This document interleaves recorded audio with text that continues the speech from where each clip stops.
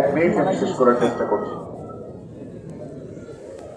আল্লামা Sayeedi foundation কর্তৃক আয়োজিত আজকের এই শহীদ আল্লামা দেলোয়ার হোসেন সাইদি রাহিমাহুল্লাহর জীবন ও কর্মশীর্ষক আলোচনা সভা দোয়া মাহফিলে উপস্থিত সম্মানিত দ্বীনী ভাইরা, আমি শুধু একটা অতীত টানতে চাচ্ছি। সেটা হলো 2009 সালে আল্লামা সাইদি রাহিমাহুল্লাহ সর্বশেষ হজ তিনি পালন করেন 2009 সালে। সেই সময় থেকেই ট্রাইব্যুনাল গঠনের পরিকল্পনা, রাষ্ট্রীয় হত্যার মধ্য দিয়ে তাকে কেমনে শেষ করা যায় এই চেষ্টা তারা চালাচ্ছিল। সেই সময় কিন্তু তিনি দেশের বাইরে ছিলেন। তাকে অনেকে পরামর্শ দিয়েছিলেন, দেশের অবস্থা তো খারাপ, আপনি দেশেই থেকে যান। তাকে এমন বহু দেশ ছিল তাকে নাগরিকত্ব দিতে পারত, এমন বহু দেশ ছিল কি ছিল না? উনি বলেছেন না, আমার দেশ, আমার মাটি, আমি আমার দ্বীনী ভাইদেরকে রেখে আমি পালিয়ে থাকবো বাহিরে, এটা আমার দ্বারা সম্ভব নয়। তাহলে আলেমরা পালায় না হাসিনা পালায়? পালালো কে? কত না সাহস দেখালো, কত না দাম্ভিকতা দেখালো। আল্লাহ তাআলা ফেরাউনকে পানিতে চুবিয়ে মেরেছেন, নমরুদকে ন্যাংরা অবস্থা দিয়ে বিদায় করেছেন। এদেশে ইতিহাসে একটা রাষ্ট্রপ্রধান পালিয়ে যায় এমন রেকর্ড তাই সৃষ্টি করেছে। এটার মূল কারণ কি জানেন?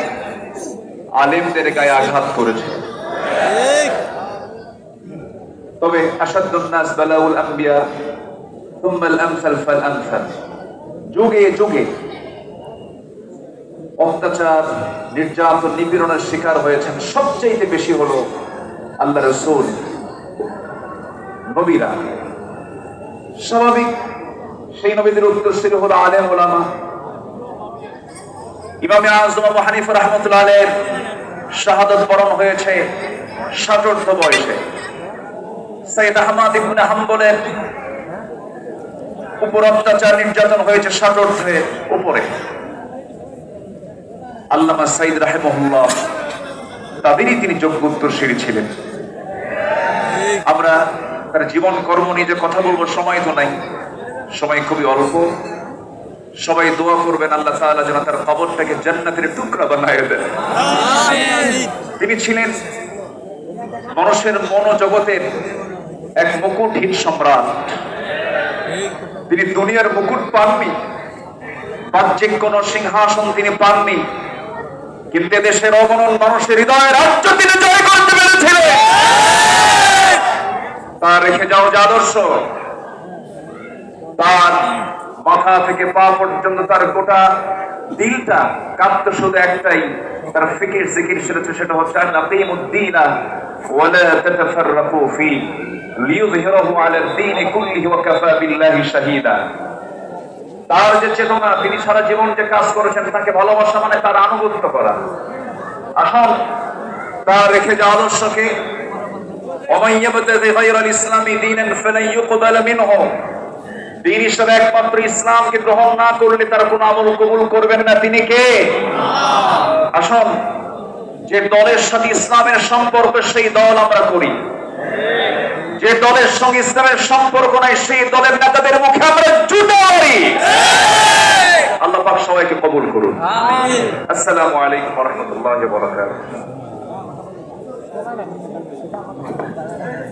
সম্মানিত উপস্থিতি, আমরা চেয়েছিলাম সালাতুল মাগরিবের পূর্বেই আমাদের এই আয়োজন শেষ করতে, কিন্তু সময়ের দাবি রাখে যে এই আয়োজন মাগরিবের পরেও চলবে নাকি ইনশাআল্লাহ।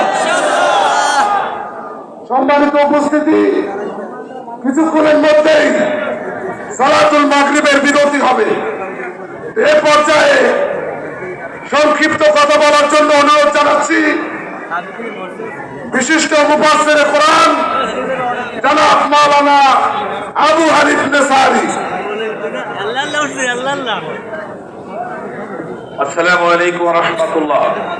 উপস্থিত আল্লামা সাঈদী ফাউন্ডেশনের সম্মানিত সভাপতি, সেক্রেটারি, জামাত ইসলামী বাংলাদেশের সম্মানিত নেতৃবৃন্দ, অন্যান্য নেতৃবৃন্দ, ওলামায়ে কেরাম।